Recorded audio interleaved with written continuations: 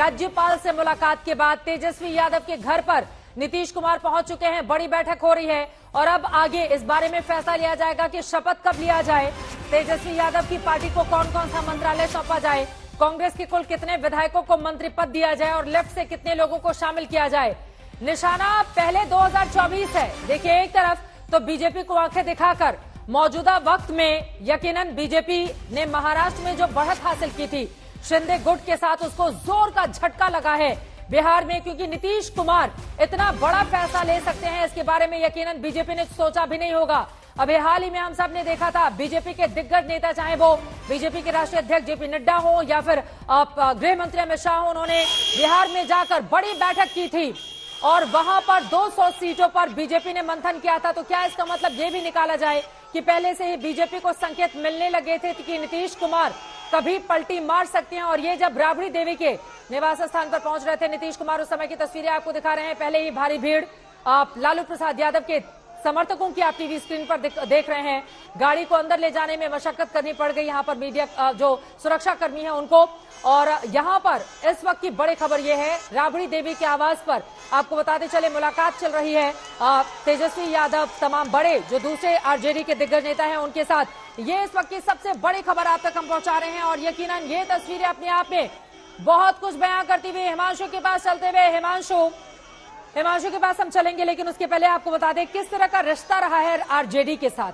1994 में लालू प्रसाद यादव के साथ थे, उनकी सरकार थी, लेकिन अपनी राजनीति को आगे बढ़ाने के लिए लालू यादव को छोड़ते हैं 94 में और जॉर्ज फर्नांडिस की समता पार्टी के साथ चले जाते हैं नीतीश कुमार। उसके बाद साल 2000 में जब उनके पास सिर्फ 21 सीटें रहती हैं, उस समय वो मुख्यमंत्री बन जाते हैं, हालांकि तुरंत ही फिर उनको इस्तीफा देना पड़ता है। उसके बाद बीजेपी के साथ मिलकर 17 साल सरकार चलाते हैं। जरा हिमांशु के पास चलते हैं, हिमांशु मिश्रा हमारे साथ जुड़ चुके हैं। हिमांशु, इस्तीफा देकर सीधे तेजस्वी यादव के घर पहुंचे नीतीश कुमार। बड़ा कम ऐसा देखने को मिलता है जब इतना बड़ा नेता जो मुख्यमंत्री बनने वाला हो, मुख्यमंत्री की कुर्सी छोड़ दिया हो, जो समर्थन गुट उसको समर्थन दे रहा है, उसके घर पर जाकर मुलाकात करते हुए ये जो जेस्चर है नीतीश कुमार का आरजेडी के प्रति, क्या बता रहा है ये?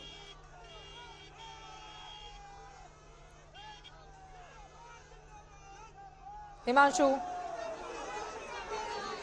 चलिए हिमांशु के पास हम चलेंगे। एक बार फिर से आपको बता दें, पहले 17 सालों का जो रिश्ता था वो तोड़ते हैं नीतीश कुमार साल 2013 में, जब नरेंद्र मोदी को पीएम उम्मीदवार के तौर पर बीजेपी आगे बढ़ाती है। फिर उसके बाद उनको 2014 के चुनाव में मुंह की खानी पड़ती है।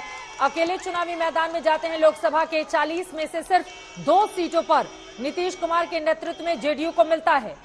फिर उसके बाद उनकी ओर से बड़ा फैसला किया जाता है। 2015 में महागठबंधन के साथ वो चुनावी मैदान में जाते हैं, लालू प्रसाद यादव की पार्टी के साथ चुनाव लड़ते हैं और फिर लालू यादव की पार्टी को मिलती हैं 80 सीटें, 71 और यहां पर 71 सीटें मिलती हैं नीतीश कुमार की पार्टी को। नीतीश कुमार बनते हैं मुख्यमंत्री, ताकत दिखाया जाता है गांधी मैदान में।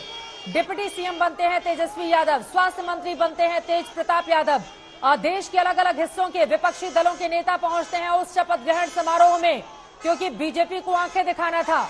और इसी वजह से नीतीश जब वहां पर 2 तस्वीरें फिलहाल आप देख लीजिए, उसके बाद ये जो बड़ी दिलचस्प कहानी रही है रिश्तों की, उसके बारे में मैं आपको बताऊंगी। नीतीश कुमार ने इस्तीफा दिया, तेजस्वी यादव के घर पर नीतीश कुमार की बड़ी बैठक चल रही है।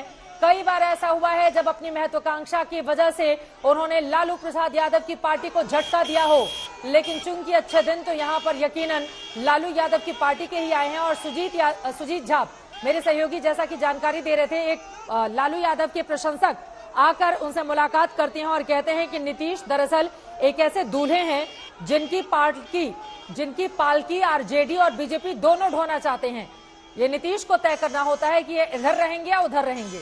और देखिए, इधर उधर की राजनीति में खासतौर से साल 2013 के बाद नीतीश कुमार की ये पलटी मार पॉलिटिक्स उनके लिए तो हिट भी रही है। हालांकि उनका ग्राफ जो रहा वो यकीनन जरूर गिरा और तेजस्वी यादव काफी तेजी से उभर कर आ गया। और वहीं बीजेपी ने नीतीश कुमार की पार्टी के मुकाबले अपने आप को काफी ज्यादा मजबूत कर लिया।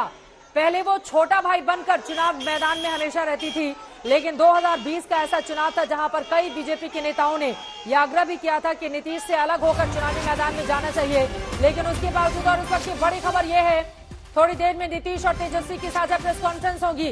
नीतीश कुमार और तेजस्वी यादव की साझा प्रेस कॉन्फ्रेंस बस कुछ ही देर में इस वक्त की बड़ी जानकारी निकलकर सामने आ रही है। राबड़ी देवी के आवास पर नीतीश कुमार की इस वक्त मौजूदगी है। दोनों ही नेता संबोधित करेंगे और बिहार को संदेश भी देंगे कि ये जो मौजूदा घटनाक्रम है, साथ साथ अगर दोनों आए हैं तो उसके पीछे की बड़ी वजह क्या है। नीतीश कुमार 2015 में जब मुख्यमंत्री बनते हैं आरजेडी के सहयोग से महागठबंधन की सरकार में, तो डिप्टी सीएम बनते हैं तेजस्वी यादव। लेकिन इस बार तो होम मिनिस्ट्री भी मांग ली है आरजेडी ने, जिसको अपने दिल से चिपकाकर रखा हुआ था सालों से नीतीश कुमार ने।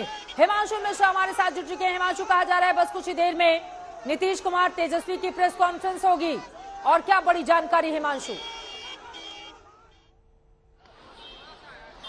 देखिए, बिल्कुल नीतीश कुमार और तेजस्वी की जो प्रेस कॉन्फ्रेंस होगी उसमें यह घोषणा की जाएगी कि नीतीश कुमार अब जो है वो ऑफिशियली आरजेडी के साथ जो है गठबंधन करके सरकार बनाने जा रहे हैं, और साथ ही साथ उस गठबंधन के अंदर कांग्रेस और हम यानी कि हिंदुस्तानी आवाम मोर्चा, साथ ही साथ सीपीआई-एमएल शामिल होंगे।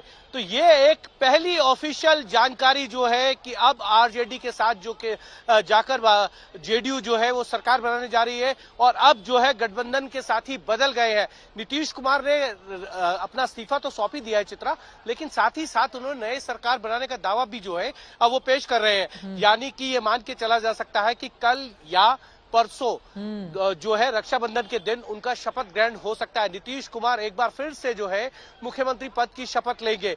अब ये कहा जा सकता है कि जितनी चीजें छन कर आ रही थी कि तेजस्वी यादव जो है वो गृह मंत्री का पद मांग रहे थे कि गृह मंत्रालय उनके पास रहना चाहिए, और साथ ही साथ ये भी था कि स्पीकर किसका होगा। ये सारी चीजें अब डिस्कस हो चुकी हैं, और मुझे लगता है इस प्रेस कॉन्फ्रेंस के अंदर ये सारी चीजें जो है खुलकर सामने आ सकती हैं कि स्पीकर किस पार्टी का होने जाएगा।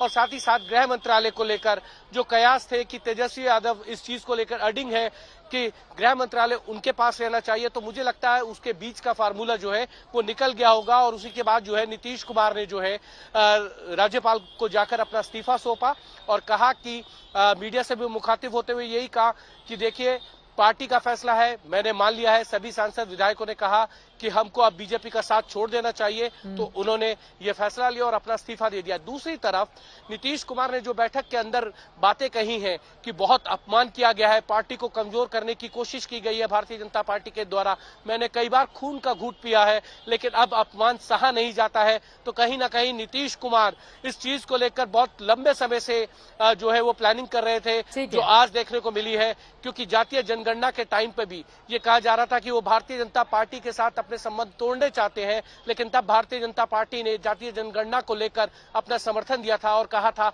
हम साथ में हैं।